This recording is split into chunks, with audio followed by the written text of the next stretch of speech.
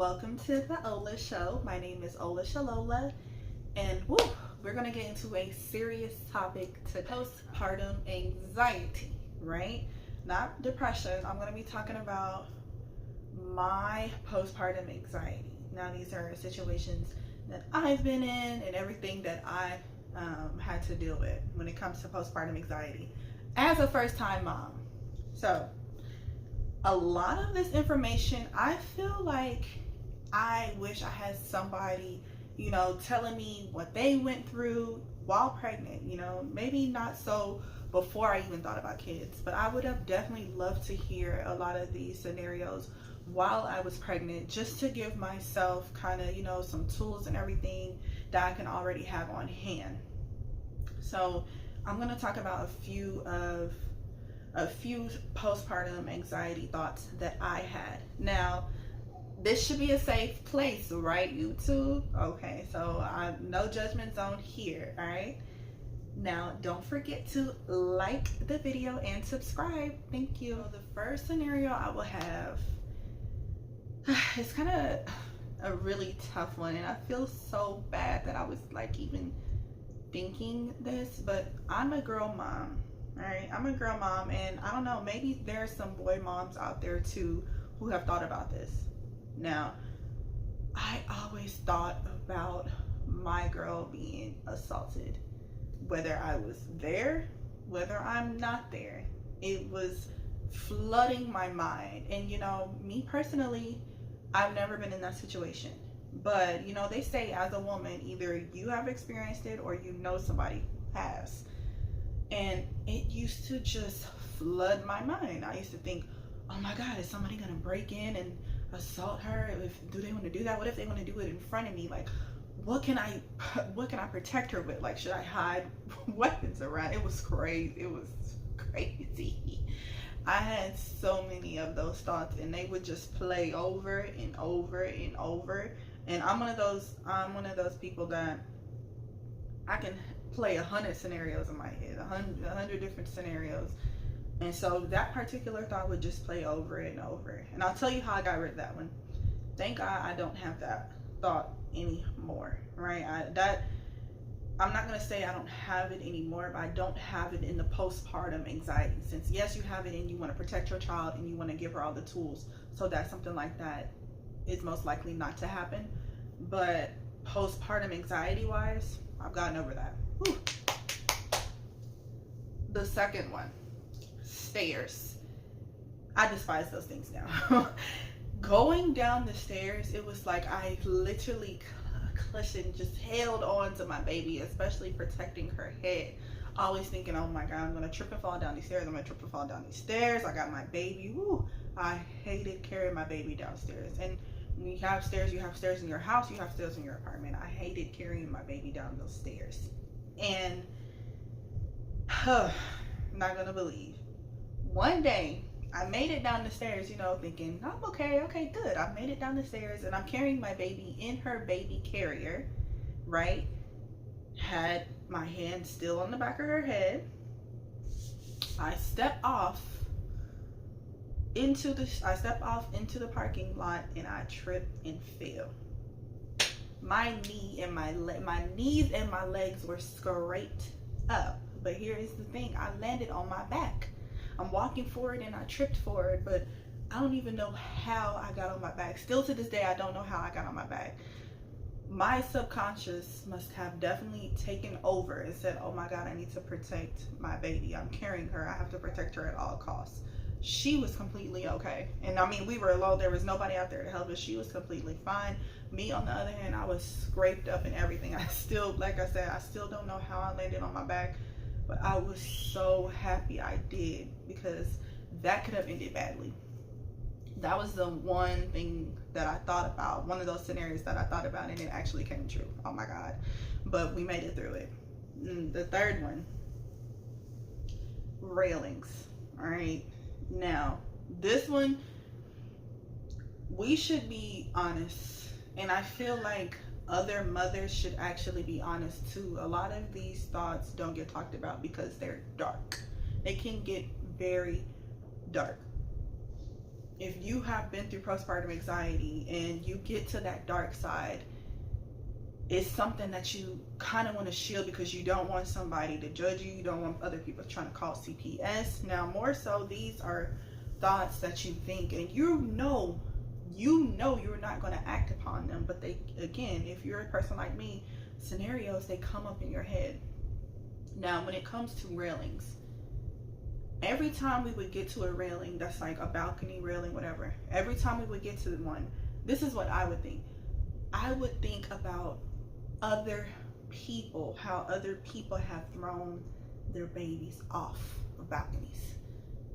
I mean, I've heard about it in the news, you see it in movies, you just think like, oh my God. I would think about those people in their situations, like what were they going through, like, oh my God, how could this happen? And just picturing them and then playing it in my head. I would play it in my head how they would throw their baby off, and it would kill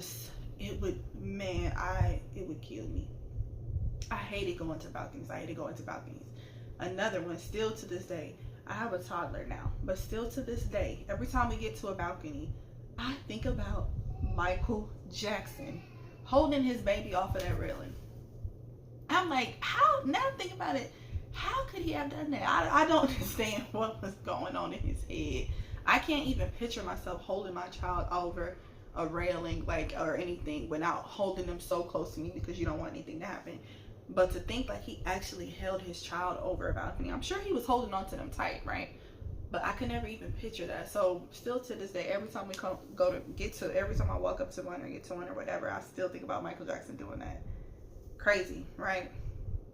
There are some other scenarios. For example, I realized this one, it really made me realize, okay, I need help because I'm out one day with my friend, and we just had lunch, and we were walking to another store, and she's like, okay, let me help you, I'll carry your baby. Okay, sure.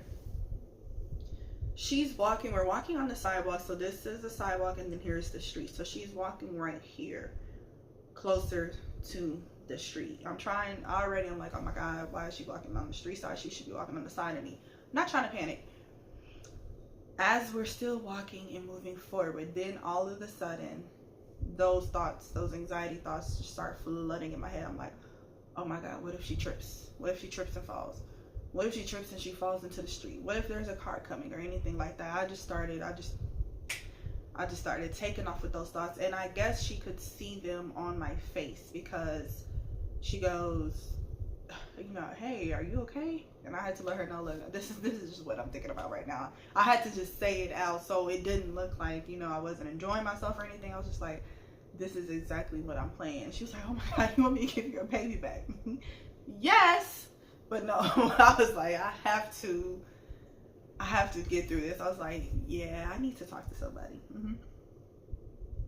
It's getting to the point where it just has me racing. It had me racing at night when it was time to go to bed. The home invasion one, that one was really big. The home invasion one was really big because we was hearing about home invasions and and of course, I love movies. So I've already watched all these movies. Movies actually did not help my situation, at all. I've already watched all these movies. I'm like, oh my gosh, I know this is just a movie, but some of this stuff happens in real life. Like, it could happen. So I was like, okay, you know what? I need to talk to somebody. So I got free help. How I got free help, there are a lot of jobs that offer assistance. I can't think of what it's called at the moment, but like they offer free counseling sessions for you and your entire household. Whether it's your husband's job, because right now I'm a stay-at-home mom. So whether it's your husband's job or it's yours, right? They offer free counseling sessions for your entire household. Multiple sessions, so not just one. So I got on, they have their own website, you sign up, you get on there. I finally found a counselor. I was like, okay, I matched with somebody, and I had a counseling session. I wish I'd done that sooner. Afterwards, I was like, okay, I can breathe. I feel like I'm equipped with the right tools on how to handle these situations, and how to handle these anxiety thoughts when they come up. Oh, that's her. That's the baby. So I feel like I finally have the tools that I needed. She gave me a few good things. My favorite, the one that I'll say helped me, is redirection. So once I have accepted that, okay, I'm actually having this anxiety thought, I would redirect myself. First, I would accept it and say, okay, this is going on. I can tell I'm going into that rabbit hole. I'm playing out everything. All right, so I know that I'm having it. If there is something in that moment that I can learn a lesson from, like, okay, if this happens, this is how I will talk to my daughter. This is how I will help her. This is what I can do. Okay, have a backup plan. Once I was over that, I redirected myself by either scrolling on my phone, getting on YouTube, listening to music, watching comedy, something to make me laugh, just something to get over that thought. And it actually works. I don't know, it might not work for you. You might have your own, you might find something else that works for you, but redirection really helped. And also, you know what? I am a Christian, okay? Praying. So especially about, a lot of those assault thoughts, you have to pray against that kind of stuff. A lot of the stuff, yes, you do have to pray against. Especially if you are one of those people, you believe that what you are thinking in your head, you are putting out there into the universe and eventually can come back. I guess they say some of that is kind of close to manifestation, but also it happens when you pray. So a lot of those negative thoughts, after I had the tools, I redirected myself. I would say a prayer, and then I would move on. I would move forward. A lot of things about motherhood, I wish I had somebody to come and talk to me while I was pregnant. Now, if you have a sister and you're catching it, you're there with her the entire time, you're getting that experience right hand. Now, that wasn't my case. So most of it I learned while I was already going through it. There are some things which I believe you cannot understand until you actually become a mother, right? So, they say, oh, when you become a mother, when you're pregnant, all your friends, they disappear. You as a friend, you're not thinking anything of it, right? Or you're not thinking that deep into it. But on the other hand, you as a mom, you are. And you don't know how your mom friend felt until you actually become pregnant and then you get abandoned, right? That was me.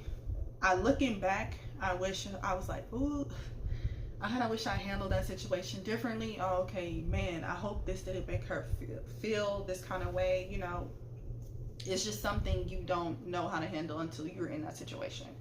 But postpartum anxiety and postpartum depression, I feel like those two should definitely be talked about more while you are pregnant. So you can already start looking up techniques, recognizing, okay, when I'm thinking this or when I'm having these kind of symptoms, this is what it is. It's not just, they used to call it baby blues, right? They still do baby blues, but it was postpartum depression. But they also have postpartum anxiety, right? Well, I always heard about depression, feeling sad, this and that. I never really heard too much about those racing thoughts and those plain scenarios. And I was like, could this be postpartum anxiety? And it definitely was. After I got help, I felt way better. So you know what? I also want to encourage you right now. If you feel like you are experiencing postpartum anxiety, please reach out to somebody. If you don't have anybody to reach out to, the internet is a wonderful place. You can start looking up your own techniques to deal with it. I mean, they have so many resources available, and it's better for you to get a hold of it now than it to maybe progress, or you wait for that 2 years when they say, oh, we get the total reset, right? You don't want to have to deal with this for 2 years.